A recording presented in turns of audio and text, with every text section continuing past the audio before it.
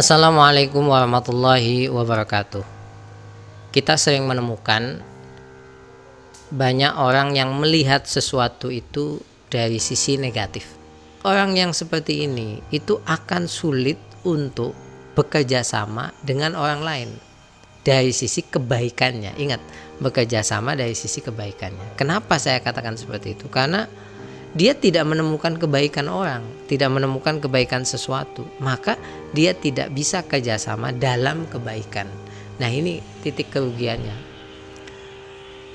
Beberapa kali saya bertemu dengan orang yang penting menurut saya, orang yang cukup kaya menurut saya.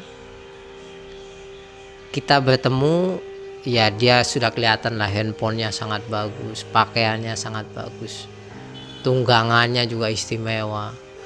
Kemudian dia mau bertemu dengan saya di satu tempat, saya hanya pakai kaos. Ya, kemudian jam tangannya Digitech itu yang 100 ribuan itu. Kemudian saya pakai motor datang. Pertanyaannya, apakah orang itu kemudian memandang sebelah mata? Tidak. Dia sangat menghormati kita. Saya juga merasa seperti ini. Wah, saya di depan orang itu selalu dipandang sisi negatifnya. Kadang-kadang sering melihat sisi kurangnya. Bagaimana orang yang begitu istimewa memandang kita dari sisi lebihnya. Ini hanya beda cara pandang. Tapi pada akhirnya terjadilah kerjasama. Terjadilah tukar pikiran yang menuju kebaikan pada tingkat selanjutnya. Nah, ini yang penting banget. Saya selalu ditanya orang itu, kenapa kita tidak boleh untuk melihat sisi negatif terus?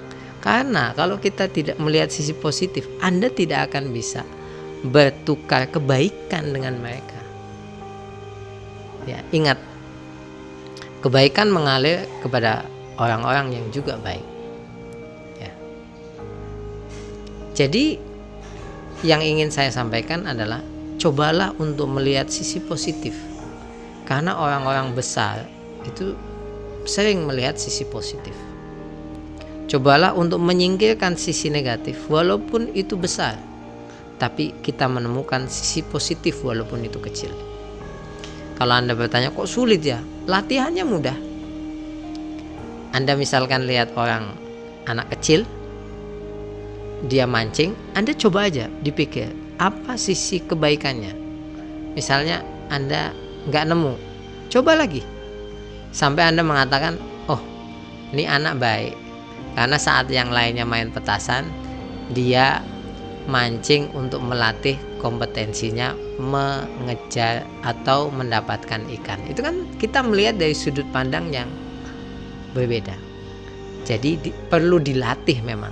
Tapi kalau bertanya apakah sulit? Tidak. Ini hanya faktor pembiasaan saja. Ingat, saya punya banyak salah, tapi semoga apa yang saya bagikan menjadi inspirasi untuk kita semuanya. Sampai ketemu lagi. Assalamualaikum warahmatullahi wabarakatuh.